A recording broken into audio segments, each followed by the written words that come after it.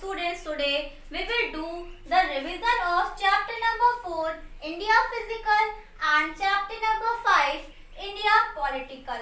Okay, so now let's start.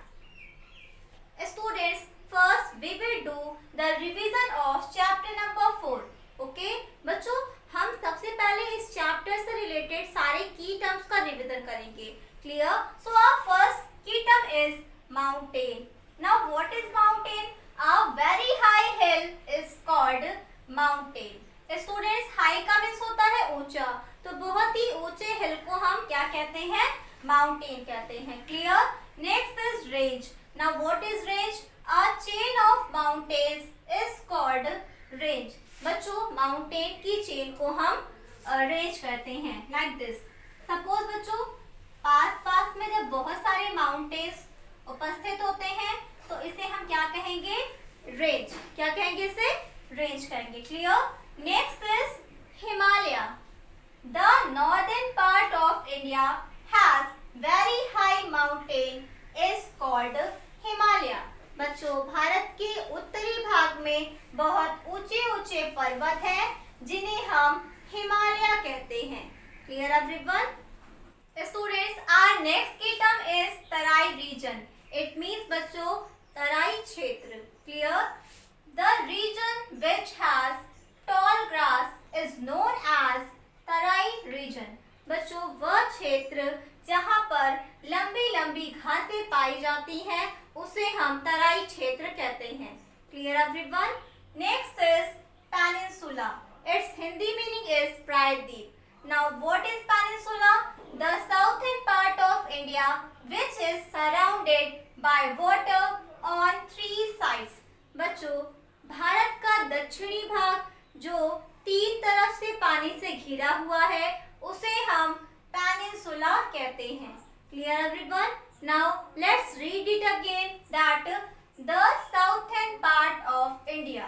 Bharat का दक्षिणी भाग which is surrounded by water on three sides. जो पानी से तीन तरफ से घिरा हुआ है उसे हम पेनिनसुला यानी कि प्रायद्वीप कहते हैं. Clear everyone? Next is plateau. Its Hindi meaning is पठार. Now what is plateau? A plateau is a raised portion of land. बच्चों plateau लैंड का raised portion यानी कि उभरा हुआ भाग है. That is flat on top. जो बच्चों टॉप यानी कि ऊपर से क्या है? फ्लैट यानी कि समतल है. Clear everyone? Now let's read it again that a plateau is a raised portion of land. Plateau land का raised portion है.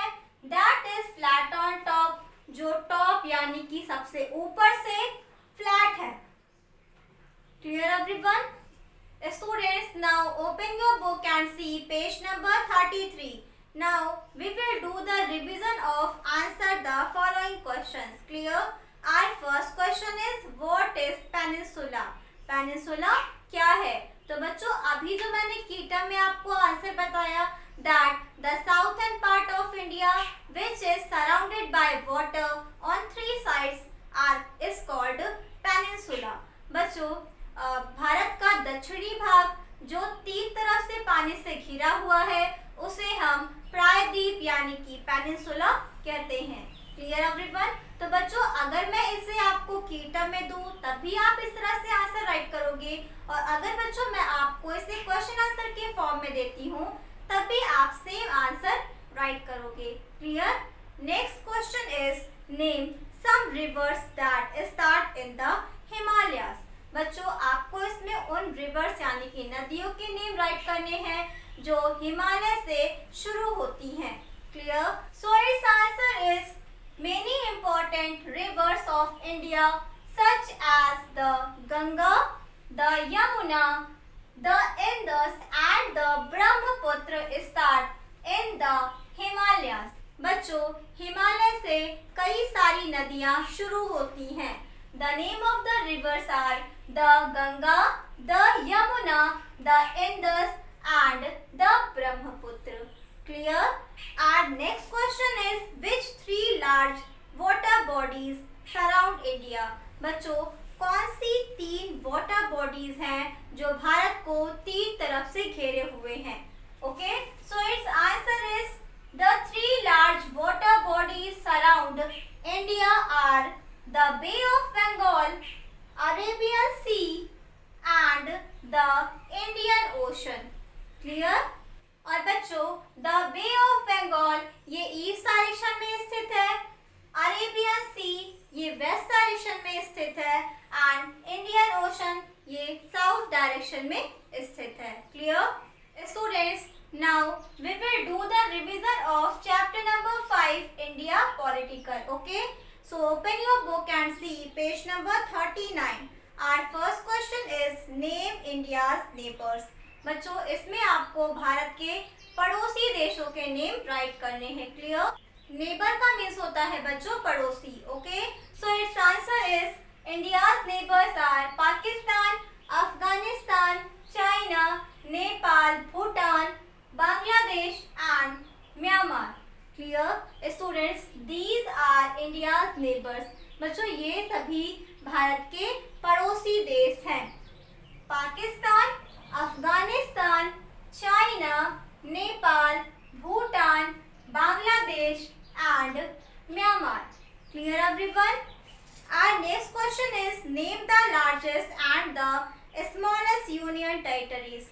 बच्चों इसमें आपको सबसे छोटे और सबसे बड़े केंद्र शासित प्रदेशों के नेम राइट करने हैं. Okay, so it's answer is Lakshadweep is the smallest union territory. बच्चों लक्षद्वीप सबसे छोटा केंद्र शासित प्रदेश है.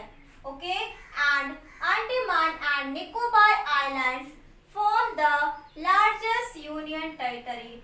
और बच्चों अंडमान और निकोबार मिलकर सबसे बड़े केंद्र शासित प्रदेश का निर्माण करते हैं. Clear everyone? Students our next question is where is central government located. केंद्र सरकार कहाँ पर स्थित है? So its answer is the central government is located in New Delhi. बच्चों केंद्र सरकार न्यू दिल्ली में स्थित है. Clear everyone? Our next question is how many states and union territories in India? Bharat में कितने राज्य और कितने केंद्र शासित प्रदेश हैं? Okay, so its answer is there are 28 states and 8 union territories in India. बच्चों भारत में 28 स्टेट्स यानी कि 28 राज्य और 8 केंद्र शासित प्रदेश हैं. Clear everyone? Students you have to prepare all these exercises from yourself.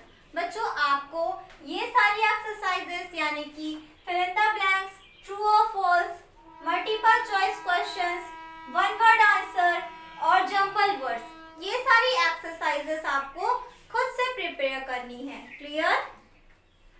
Students that's all for today. Now it's time to do the homework. Okay, your homework is label these states on a political map. बच्चों आपको political map में ये सारे states label करने हैं. Clear? First state is Uttar Pradesh, second is Rajasthan, third Madhya Pradesh, fourth Gujarat, Uttarakhand, Haryana, Himachal Pradesh, Bihar, Maharashtra and Punjab. Clear everyone? Students here is Uttar Pradesh, here is Madhya Pradesh, here is Gujarat, here is Rajasthan, here is Uttarakhand, here is Himachal Pradesh, here is Haryana, here is Punjab, here is Bihar and here is Maharashtra. Okay students, आपको ये सारे states अपने blank political map में fill करना है. Okay, that's all for today.